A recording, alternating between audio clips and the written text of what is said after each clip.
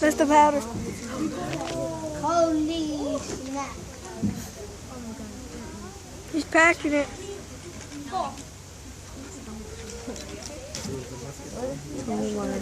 Remember that little bullet we just held up? Okay, now before this goes off, a couple things.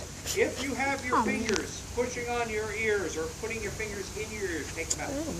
That's not going to help you at all. It may, in fact, injure your ears. Instead, open your mouth and cup your hands over your ears. It works much better. Here comes the last part. Open your pan, present your piece. Give fire!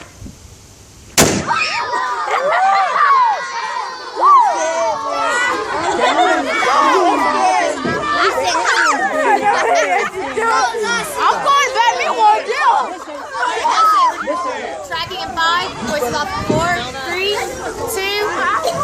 That no serious. This is real.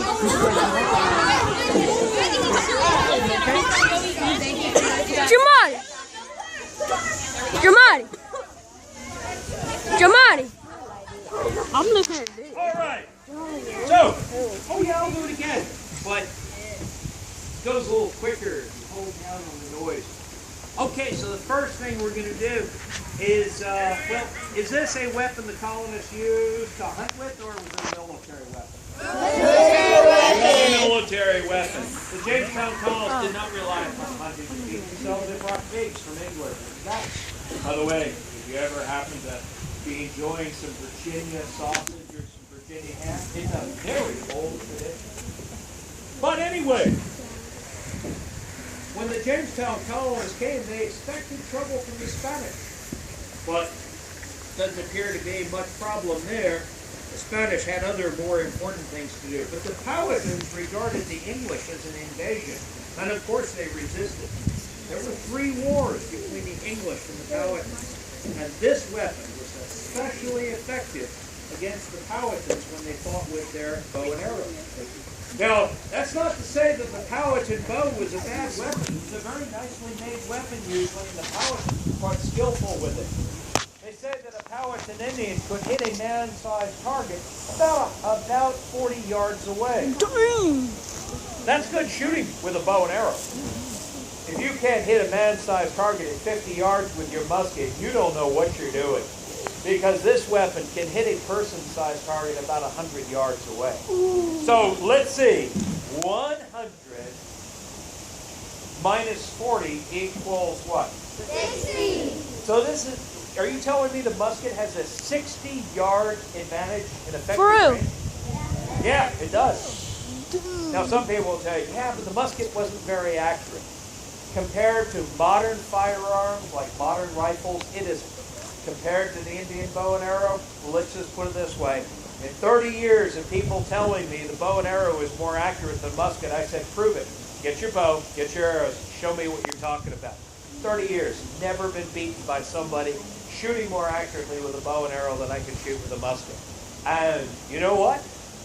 In history, we have had no record of anyone saying that the Indians were better shots with a bow and arrow. In fact, they said the Indians are naturally good shots. Whatever you do, don't let them get a hold of muskets. Because they'd be really deadly. The musket is more deadly than the bow and arrow. The bullet does more damage to the human body. And which weapon, if you're trying to scare someone, especially people who always fought their wars with bows and arrows, will the musket be a good weapon to scare them? Yeah. So far, the musket looks like it's intimidating, better range, better hitting power. Is there anything wrong with it? No. Yeah. If you were Captain John Smith, you probably wouldn't like this weapon very much because of an incident that took place when you had a bag of gunpowder about your person and one of your soldiers let an ember from his match fall on your powder bag. The bag went off. Apparently it was in his pocket at the time. He was very shrewdly burned. I don't want to find out what that means. That doesn't sound good at all. All we know is the musket is kind of dangerous.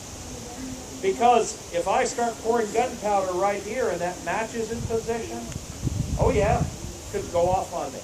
So first you take your match, you put it back between your fingers.